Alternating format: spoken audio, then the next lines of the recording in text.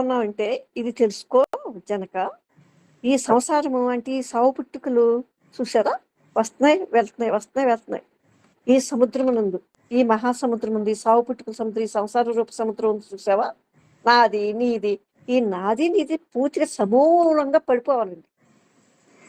ఈ వేరు కోకటి వేళ్లతో సహా పూర్తిగా దాన్ని కాల్చి వేసుకోపోతే దుఃఖానికి కారణం అదే అనమాట.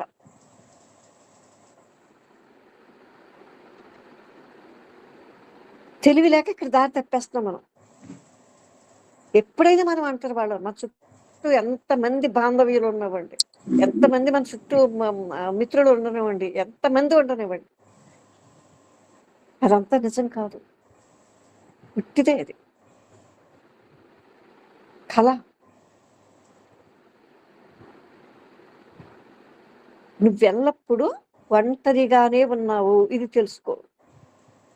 నువ్వెప్పుడు ఒంటరిగానే ఉన్నావు, ఇప్పుడును ఇటుపైన కూడా నువ్వు ఒంటరివే. అలాంటిటప్పుడు ఇంత వ్యాపకమా చూడండి, ఇంత విషయమా, దేనికోసం ఇంత విషయం మనకి? మన స్వరూపాన్ని కప్పేసే ఆ విషం మనకి దేనికి? ఆ విశేషని పోషించడం దేనికి?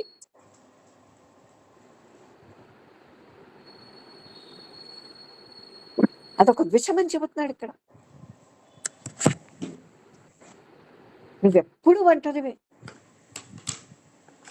ఇప్పుడు కూడా నువ్వు ఒంటరివే, ఇక పై కూడా నువ్వు ఒంటరి వాడివే.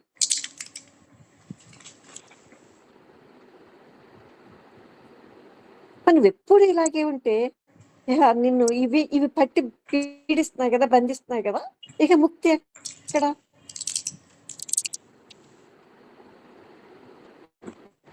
ఇంకా ఆయన జనకుడు అంటున్నాడు, అయితే గురుదేవా, నేను ఈ భవసాగరమునందే నిరంతరం ఇలాగా వచ్చు పోసు ఉన్నాను అనుకోండి, మరి నాకు ముక్తి ఎలాగా అని అడుగుతున్నాడు. ఎల్లప్పుడూ మరి నేను ఈ ఈ బంధంలోనే ఉండిపోతానా, ఇలాగే ఉంటానా? ఇంక ముక్తి అనే పదం మరి నాకు ఎలాగా, ముక్తి ఎలాగా అంటే ఆయన అంటున్నాడు అన్నమాట, కుమారా, ఇంతవరకు నిన్ను నువ్వు తెలుసుకోలేక, చూసారా, ఇంతవరకు నీకు నువ్వేంటో నీకు తెలియలేదు. ఇప్పుడు మనకి తెలుసా మనం ఎవరో మనకు తెలియదు, దేహంగానే మనకు తెలుసు, ఇదే నేను అనుకుంటున్నాం. ఇదంతా మనకి దౌర్భాగ్య స్థితి. ఇది ఎక్కడెక్కడికో విషయాలను పట్టుకుని వాటితో ఏమంటారు, కొరువుతో తలగొక్కున్నట్టు వాటితోటి అనమాట. ఎంతసేపు అవి బాధించినా సరే, దుఃఖాన్ని తీసుకొస్తున్నా సరే, అలజడిని తీసుకొస్తున్నా సరే, మళ్ళీ అదే ఘర్షణ. కుమారా, ఇంతవరకు నిన్ను నువ్వు తెలుసుకోలేక ఈ బంధ మోక్షములనే సుడిగుండంలో పడిపోయావు.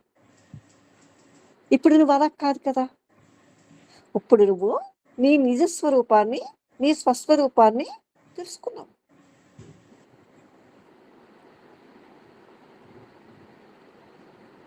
నువ్వెప్పుడైతే ఇలా తెలుసుకున్నావో ఆ పిదప ఈ సంసార సముద్రమునందు అసంగుడవై సాక్షివై ఉంటున్నావు. ఇంక నిజానికి ఇది ఇలా లేదని తెలిసిపోతుంది అనమాట. లేదండి, ఇది ఒక మహా అపార శూన్యం అండి. ఇదంతా చూస్తే స్థితికి వెళ్ళినప్పుడు, అగాధమైన లోతులకు మనం ప్రయాణం చేసినప్పుడు మీకు అర్థమైందా?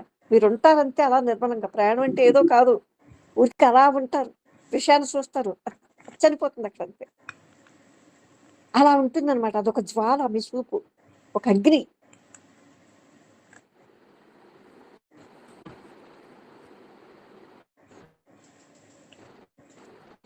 ఇలా ఉన్నప్పుడు ఏమవుతుంది, నీ స్వస్వరూపం ఏమిటో నీకు తెలియబెడతాను. చూసారు, ఇలా ఎప్పుడైతే నువ్వు ఇంకా అసంగుడవే, దేనికి తగులుకో,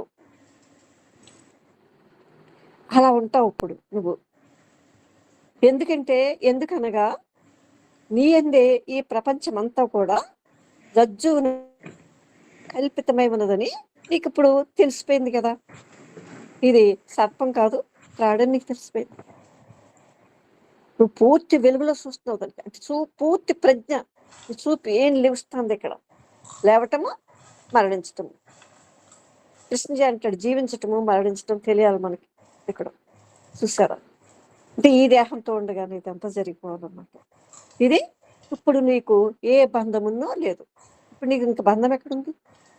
నువ్విప్పుడు నీకు బంధము లేదు, నిన్ను బంధించింది లేదు, నువ్వు మోక్షం కావాలని ఏదేదో చేయటం అనేది కూడా ఇక్కడ లేదనమాట. అంటే బంధం లేనప్పుడు మోక్షం కూడా లేదు. నేను బంధించుటకు వేరే శక్తి కలదా? నీవు తప్ప. బంధం ఏదన్నా ఉంది అంటే నీకు నువ్వే వేసుకుంటున్నావు. నీ కల్పితాలతోటి, నీ కల్పనలతోటి, నీ ఊహలతోటి నాదని, నేనని, నా వాళ్ళని, నా ధనము, నా కీర్తి, నా ప్రతిష్ట నువ్వే తగిలించుకుంటున్నావు ఇవన్నీ కూడా. ఇవి నువ్వు అనుకున్నట్టు ఉంటే సరే నువ్వు చక్కగా ఏదో సంతోషంగా ఉంటావు. ఆ సంతోషము విషమని మనకు తెలియట్లేదు.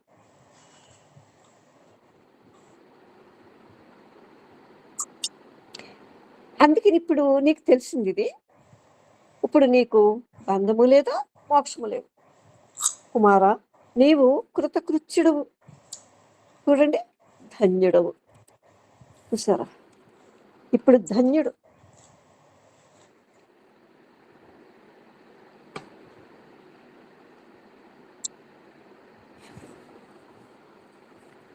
ఇది తెలియకపోతే మనం ఈ భూమి మీదకి వచ్చిన ఉపయోగమే లేదు అసలు. ఈ మానవ దేహం ఎత్తున ఉపయోగం లేదు.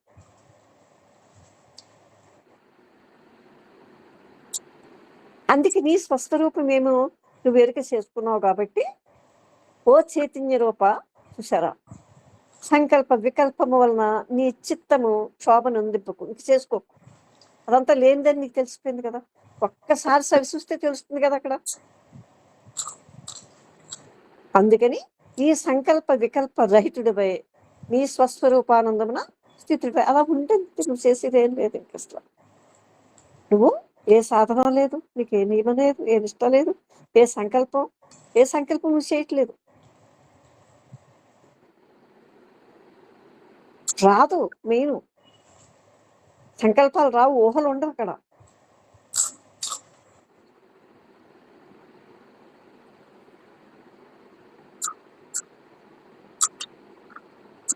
మళ్ళీ ఈయన అడుగుతున్నాడు అన్నమాట.